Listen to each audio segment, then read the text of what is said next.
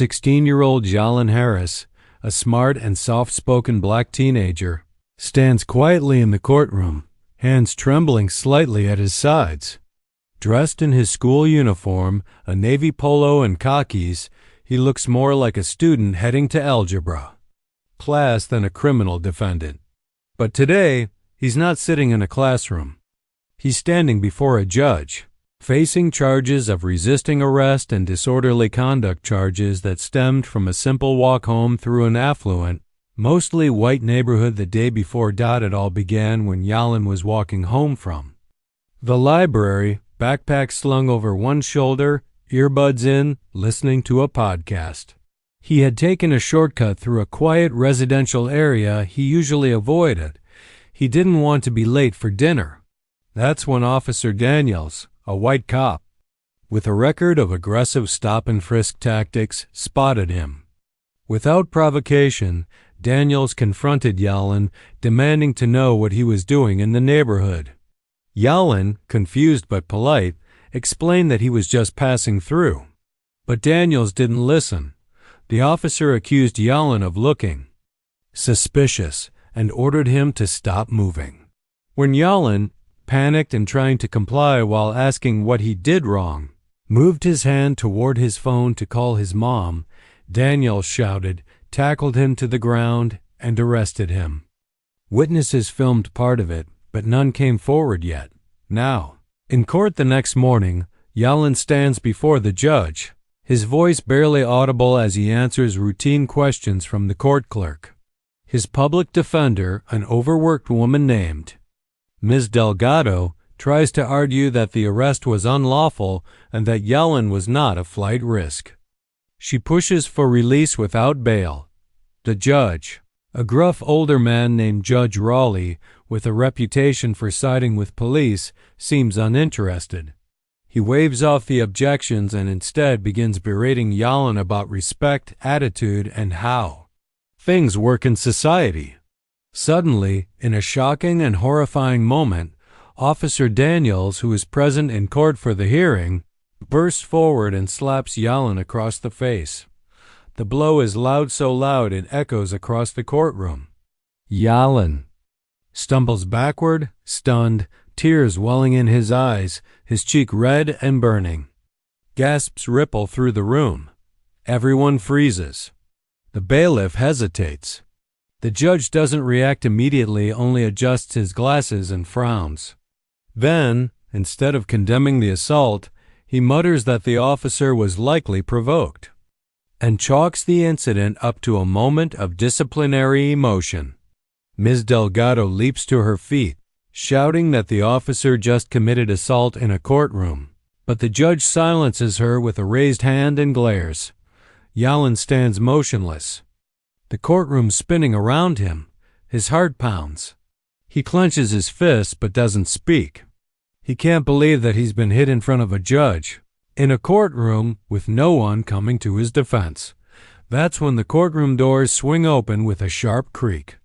He turns and his eyes widen with both relief and awe. And strides. His mother, Special Agent Renee Harris, her FBI badge clipped to her blazer, her expression unreadable but her presence undeniable. The room shifts. She scans the courtroom, then locks eyes with Officer Daniels. "Get your hands off my son," she says, her voice calm, cold, and commanding. The room goes dead silent. Everything is about to change.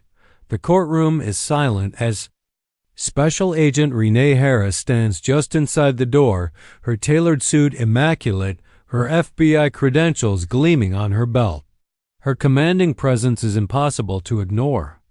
All eyes turn to her, including Judge Raleigh, who blinks in surprise, and Officer Daniels, who subtly steps back, suddenly unsure of himself. Yalen, still stunned from the slap, stares at his mother. Relief washes over him, but so does confusion. He didn't even know she was back from her out-of-town assignment. Agent Harris walks with precision, her heels clicking across the courtroom floor. She doesn't raise her voice, but her tone is deadly serious. She stops in front of her son, gently. places her hand on his shoulder, and then turns to face the judge. Your Honor, I'm Special Agent Renee Harris with the FBI. This courtroom just became a federal crime scene. The judge tries to recover control.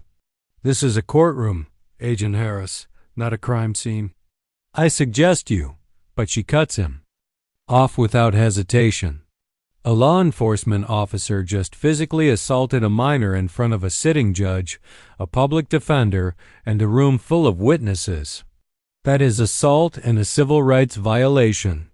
I don't need your permission to open an investigation. The tension skyrockets. Reporters in the gallery who had begun quietly packing up their notes after what looked like another sad, routine hearing now sit up straight, eyes wide. One of them whispers to another, "Did she say FBI?" Ms. Delgado, Jalen's public defender, looks stunned but quickly catches on. Your Honor, I demand this hearing be suspended immediately until federal oversight is established, she says louder and with renewed confidence. Judge Raleigh attempts to reassert control. This is highly irregular. This is a simple hearing. But Harris steps closer to the bench. There is nothing simple about this. A minor was brutalized in front of you, and you did nothing.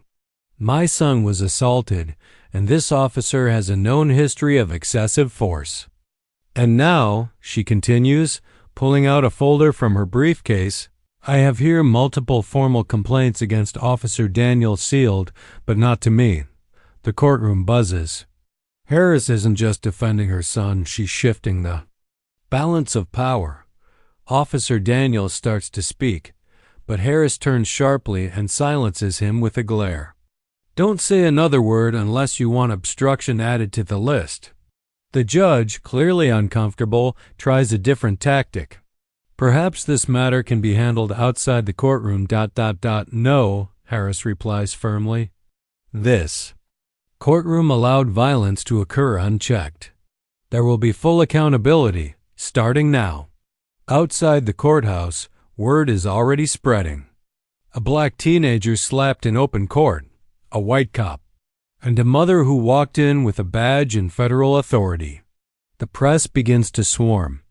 Civil rights organizations tweet the story within minutes.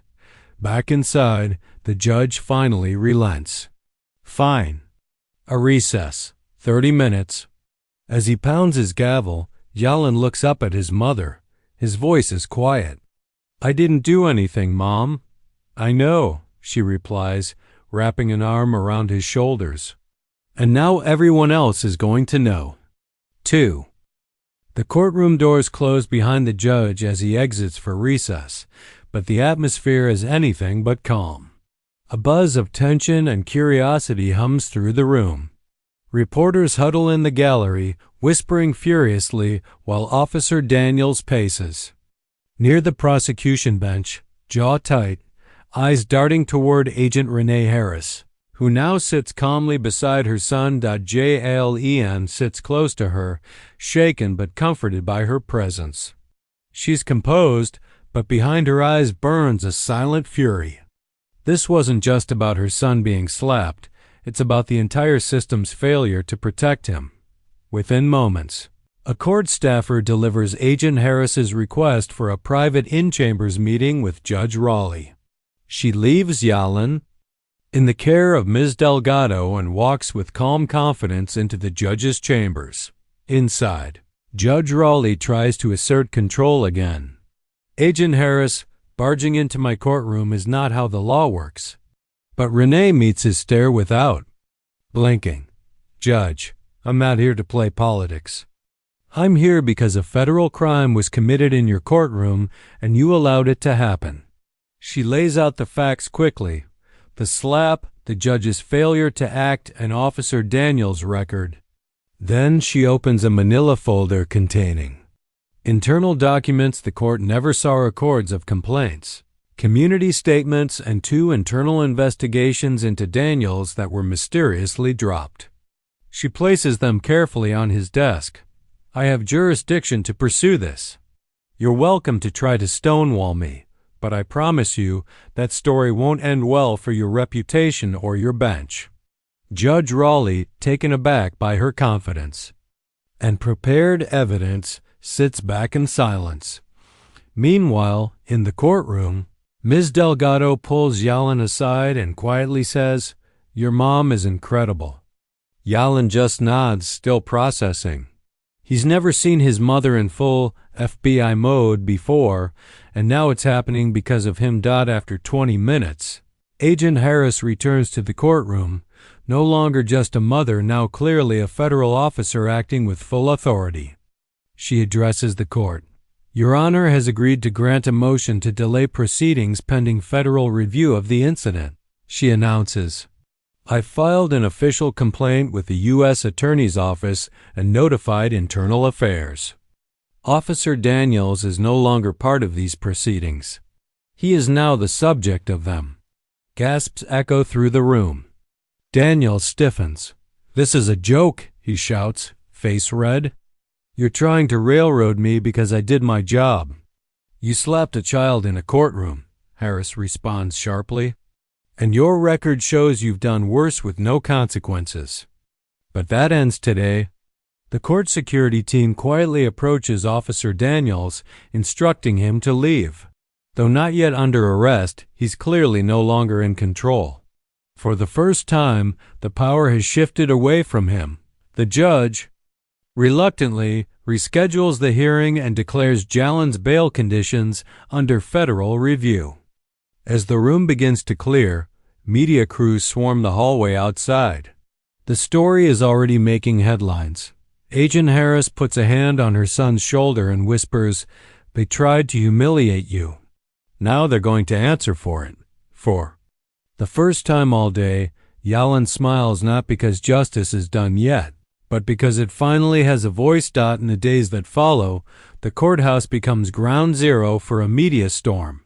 The video clip of Officer Daniels slapping Yalin in open court goes viral, igniting public outrage. But behind the headlines and hashtags, Special Agent Renee Harris is quietly building a case that goes far deeper than a single assault. At FBI headquarters, Renee assembles a small team of civil rights investigators. With access to internal databases, she begins digging into Daniels' personnel file, and what she finds is disturbing. Over a 10-year career, Daniels has accumulated more than 24 use-of-force complaints, many involving young Black or Latino men. Most were resolved internally or disappeared from the record after questionable reviews. Some complainants withdrew their statements under pressure. A few were jailed themselves after coming forward, but Renee isn't deterred. She tracks down several of these individuals, many of whom are reluctant to talk at first. With patience and empathy, she convinces them that this time is different. One of the first to agree is Mr. Leonard Whitaker, a 72-year-old retired Army sergeant, who was tackled by Daniels 5 years ago during a mistaken identity stop. His testimony is powerful. "That man tried to humiliate me," he says in a recorded statement, "and no one cared.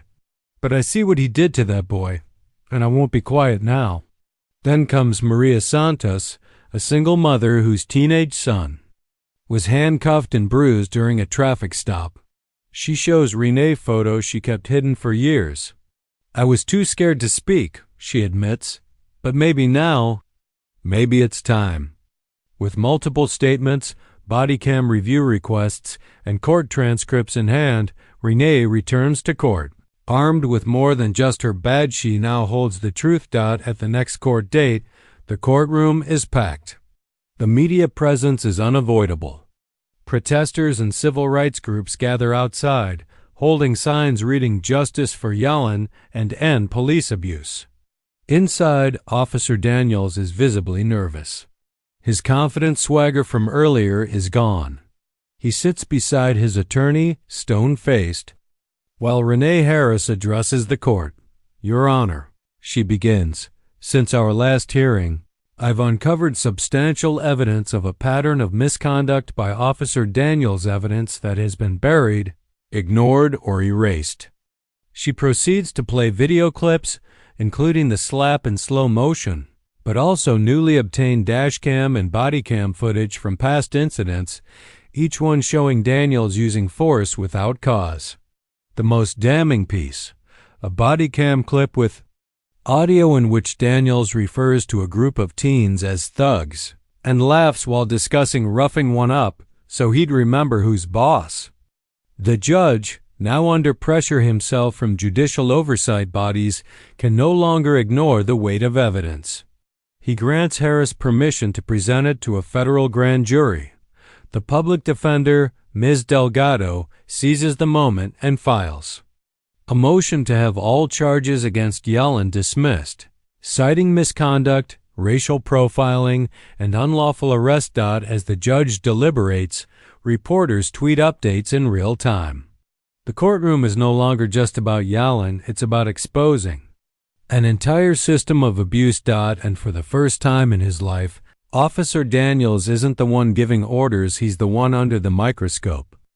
The courtroom is no longer just a place of judgment, it's now a battleground for truth. Special Agent Renee Harris stands at the center of it all, not only as a mother seeking justice for her son, but as a federal officer determined to dismantle the wall of silence protecting bad cops like Officer Daniels. In a bold move, she serves Officer Daniels a federal subpoena, requiring him to testify under oath in court. Daniels and his legal team attempt to delay, claiming he's being targeted and publicly crucified. But the court, now under national scrutiny, denies the motion. He has no choice but to take the stand. The courtroom is packed. Every seat is filled. Activists, reporters, law students, and even fellow law enforcement officials are watching. Yellen, now sitting beside his mother and Miss Delgado, watches quietly. His face is still serious, but there's a new strength. Behind his eyes, Daniels takes the witness stand, stiff and defensive. His lawyer tries to paint him as a veteran officer, overwhelmed and misunderstood. But when it's Agent Harris's turn to question him, everything shifts. Officer Daniels, she begins, voice steady. Can you explain why you approached my son that day? Daniels repeats his prepared answer. He was in a suspicious area and didn't comply with verbal commands. Renee fires back with a calm but firm tone. You mean a neighborhood where his uncle lives? And where he's walked home from the library multiple times a week? Daniels stammers. She continues. Did Yellen have a weapon? Threaten you? Make any violent moves? No, Daniels mutters. She leans in. So why did you tackle him? Arrest him and then, in a courtroom, slap him? He was smirking at me, being disrespectful. There's a moment of stunned silence. Then Renee speaks slowly. So you slapped a child for smirking? The words hang in the air like a THUNDERCLAP. She doesn't stop. Renee introduces internal memos, statements from past victims, and Daniels' own body cam footage showing moments where he escalated routine stops into violent confrontations. One clip captures Daniels laughing with another officer, bragging.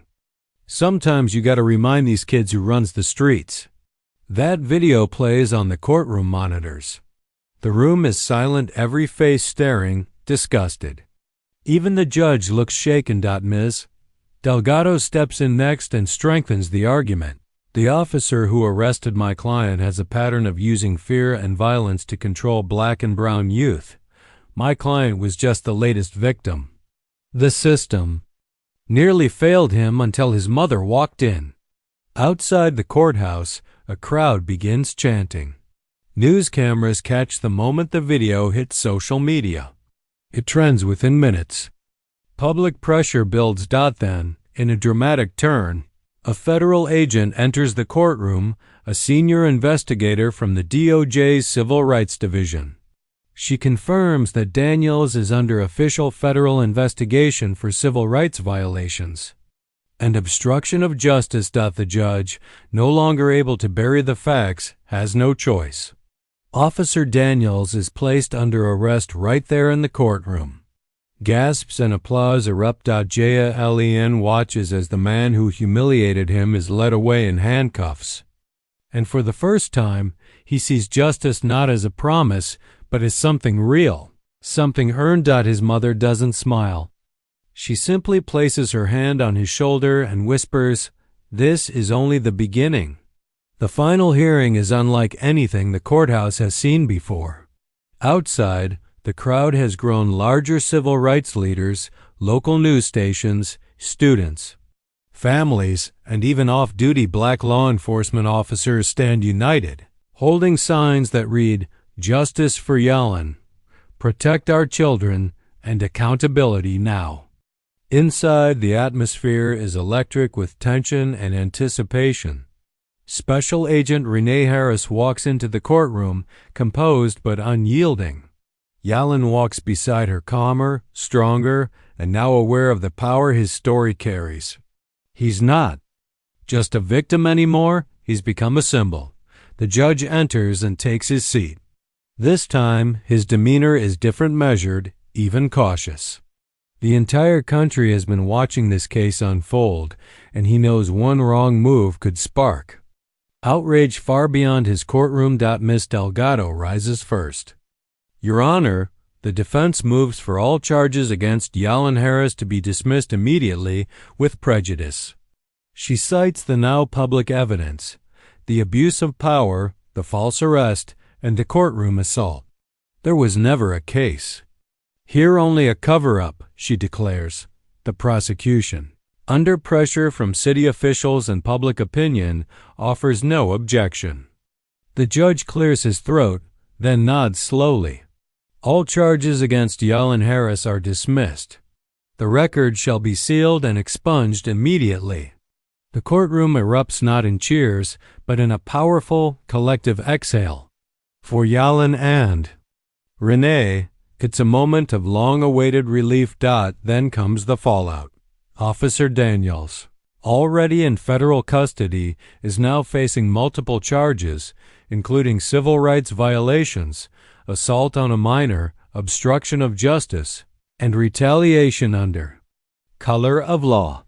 His badge is stripped, his pension frozen. The district attorney's office announces a reevaluation of dozens of past cases tied to him. Many convictions could be overturned. The judge, Raleigh, is referred to the State Judicial Conduct Commission. Investigators open an inquiry into his long history of bias in court, especially toward young black defendants. His decisions, his handling of evidence, and even his associations with local law enforcement are now under review. Meanwhile, Yalin becomes a national figure overnight. He's invited to speak at community forums and legal panels, not because he sought attention, but because his story revealed just how fragile justice can be until someone powerful decides to stand up and demand it, a prominent civil rights law firm offers him a scholarship for pre-law mentorship, and several advocacy groups step in to provide counseling and educational support. He appears in a televised town hall with other young people who've suffered police abuse, helping them find their voice. Outside the courthouse, during a press conference, a reporter asks Yalin what this moment means to him. He pauses, looks at the cameras, then says quietly, "It means that even when the system's broken, we don't have to stay silent. My mom didn't, and now neither will I." Renee Harris stands beside him, proud but still focused. For her, this victory wasn't just about her son. It was about drawing a line in the sand. As the press conference ends and the cameras fade, mother and son walk away not defeated, not angry, but determined. Because in a courtroom where Yalin was once silenced and slapped, truth stood up, spoke loud, and won.